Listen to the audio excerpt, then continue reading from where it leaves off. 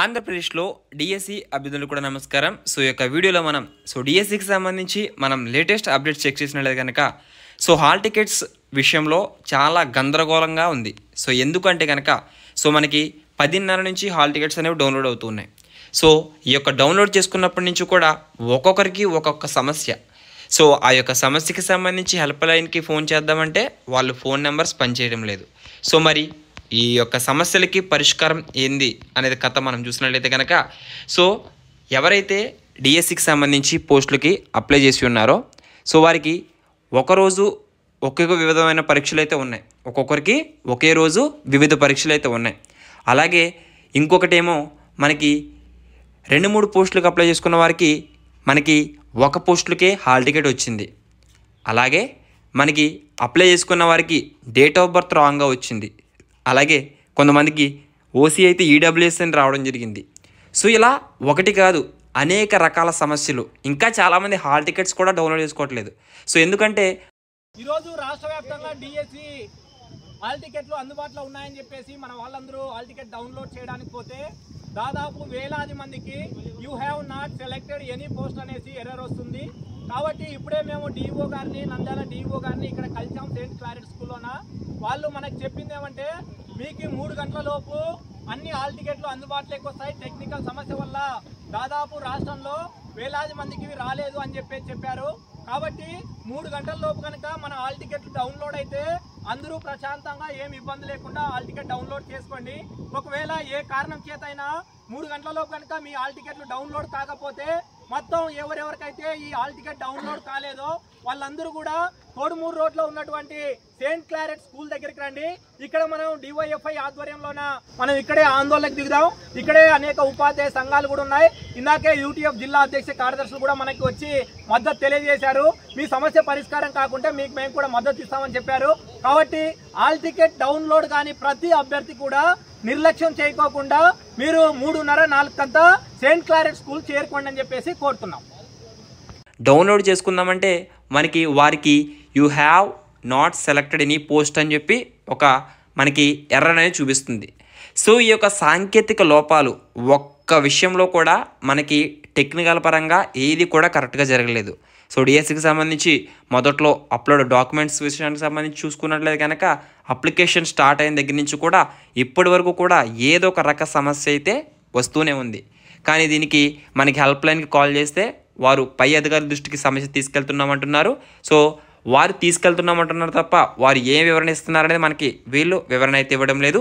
ఈరోజు కనీసం ఇన్ని సమస్యలతో డిఎస్సి అభ్యర్థులు బాధపడుతూ ఉంటే ఈ యొక్క సమస్యకి లైఫ్ అండ్ డెత్ మ్యాటర్స్ కాబట్టి వారందరూ కూడా అనేక మంది ఒత్తిడికి గురై అసలుకే సమయం తక్కువ ఉన్నందున చాలామంది 5 పోస్టులకి 2 పోస్టులకి 3 పోస్టులకి అప్లై చేసి ఇంకొకటి ఏంటంటే ఈ యొక్క పోస్టులకు సంబంధించి ఒక పోస్టుకే ఇక్కడ హాల్ టికెట్ రావడం, మిగిలిన పోస్టులకి సంబంధించి కొంతమందికి పేమెంట్లు అయ్యాయి కూడా. అప్లికేషన్లో ఇప్పుడు ప్రింట్ అప్లికేషన్ చూసుకుంటే అందులో ఒక పోస్టుకి సంబంధించి మాత్రమే మనకి ఈ యొక్క అప్లై చేసినట్టు కనబడుతుంది. ఇప్పుడు మిగిలిన పోస్టుకి సంబంధించి పేమెంట్ అయితే చేశారు కానీ ఇక్కడ అప్లికేషన్లో కూడా కేవలం ఒక పోస్టుకి సంబంధించి మాత్రమే ఉంది. ఇది టెక్నికల్ ఎర్రరా లేదంటే నిజంగానే అవే అప్లికేషన్ సబ్మిట్ అయ్యాయా అనేది డిఎస్సి అభ్యర్థులు డైలమాలో ఉన్నారు. వీటన్నిటికీ పరిష్కారం ఖచ్చితంగా ప్రభుత్వం వెంటనే స్పందించి హెల్ప్ లైన్ నెంబర్స్ ఏదైతే ఉందో ఈ యొక్క 6 రోజులు కూడా వారి యొక్క సమస్యలన్నీ పరిష్కరించుకునేలా వారు వేగవంతంగా తీసుకునేలా ప్రతి ఒక్కరికి కూడా ఈ యొక్క డిఎస్సికి సంబంధించి ఉన్న సమస్యలన్నీ కూడా వారు సాల్వ్ చేసుకునేలా హెల్ప్ లైన్ అనేది మనకు అందుబాటులోకి రావాలని ఈ యొక్క వీడియో చేస్తూ ఉన్నాం. ప్రభుత్వం దృష్టికి ఖచ్చితంగా ఈ యొక్క సమస్యలు అయితే వెళ్ళాలి. ఒకవేళ చాలామందికి మనకి ఎస్జిటికి మెయిన్గా ఎస్జిటి పోస్ట్కి అప్లై చేసుకున్న వారు స్కూల్ అసిస్టెంట్ ఎలిజిబుల్ ఉన్నవారు కూడా మెయిన్ ఎస్జిటి సార్ నాది స్కూల్ అసిస్టెంట్ వచ్చింది, నాకు ఎస్జిటి రాలేదని కూడా మీరు ఎవరు ఒత్తిడికి గురి కాకండి, టెన్షన్ పడకండి. ఖచ్చితంగా ఈరోజు నైట్ 12:30 లోపు మనకి ఈ యొక్క ఫుల్ ప్లెజ్డ్గా మనకి సర్వర్లో మొత్తం కూడా అప్డేట్ అవుతుంది.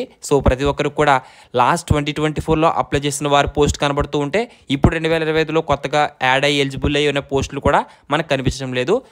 సాయంత్రం మనకి ఈరోజు నైట్ 12:30 లోపు చూడండి. ఒకవేళ రాకపోతే కనుక ఖచ్చితంగా మీరు మీ దగ్గర ఉన్న విద్యాశాఖ మనకి జిల్లా కలెక్టర్ ఆఫీస్కి వెళ్ళి మీరు కంప్లైంట్ అయితే సబ్మిట్ చేయండి. ఎందుకంటే హెల్ప్ లైన్ నెంబర్స్ కనిపించట్లేదు. ఇక్కడ మనకి హెల్ప్ లైన్ నెంబర్స్ కనిపించడం అంటే వారు మనకి లిఫ్ట్ చేయట్లేదు లేదా బిజీ వస్తుంది, వారు ఆన్సర్ అయితే చేయడం లేదు. ఓకేనా? ప్రతి ఒక్కరు కూడా మీ యొక్క సమస్య పరిష్కారం జరగాలంటే ఈరోజు నైట్ వరకు చూడండి, లేదంటే రేపు సండే. ఓకేనా? మీరు మండే అయినా సరే వెళ్ళి మీరు కలెక్టర్ ఆఫీస్లో సబ్మిట్ చేయండి. ఇలా మా యొక్క అప్లికేషన్లో ప్రింట్ అయినప్పుడు అప్లై చేసినప్పుడు 2 పోస్టులు ఉన్నాయి, ఇప్పుడు కేవలం హాల్ టికెట్ మాత్రం ఒక పోస్ట్కి రావడం జరిగిందని. ఈ విధంగా మీ యొక్క సమస్య ఏదైతే ఉందో అది సబ్మిట్ చేయండి. అప్లికేషన్తో పాటు మీ యొక్క సమస్య అనేది సబ్మిట్ చేయండి. ఓకేనా? సో ప్రతి ఒక్కరు కూడా మీరు ఎప్పటికప్పుడు అప్డేట్స్ అనేవి మన ఛానల్లో ప్రొవైడ్ చేస్తూ ఉంటాను. మీకు ఫుల్ ప్లెజ్డ్గా మనకి హాల్ టికెట్స్ అనేవి అప్డేట్ చేయలేదు వాళ్ళు. ఓకేనా? ఇక్కడ చాలా క్లియర్ అండ్ కట్గా కనిపిస్తుంది లోపం అనేది. మనకి ఫుల్ ప్లెజ్డ్గా అప్లోడ్ చేయలేదు. ఎందుకంటే మనకి 5 పోస్టులు అప్లై చేస్తే ఒక పోస్ట్కి రావడం ఏంటి? అలాగే కొంతమందికి 1000 కిలోమీటర్లలో దూరం వచ్చింది పరీక్షా కేంద్రం. సో అలాంటి వారందరూ కూడా చాలా ఇబ్బందులు పడుతూ ఉన్నారు. సో ఈ యొక్క ఇబ్బందులతో పడిన మనకి డిఎస్సి అనేది చాలామందికి కొంచెం ఆవేదన కలిగిస్తూ ఉంది. సో ఎలా లేదన్నా ప్రభుత్వం ఇవాటి నుండి పరిష్కరించుకుని త్వరితగతిన అసలు పరీక్షలు జరిపే ఇక్కడ వాతావరణం అయితే ఇలా ఉంటే ఈ యొక్క సమస్యలన్నీ కూడా సాల్వ్ చేయడానికి వేగంగా రెక్టిఫై చేయాలంటే హెల్ప్ లైన్ నెంబర్ యాక్టివేట్లో ఉండాలి. సో వారే మనకి సంప్రదించట్లేదు. సో అలాంటప్పుడు ఈ యొక్క డిఎస్సి అభ్యర్థుల సమస్యలు ఎవరికి చెప్పుకోవాలి?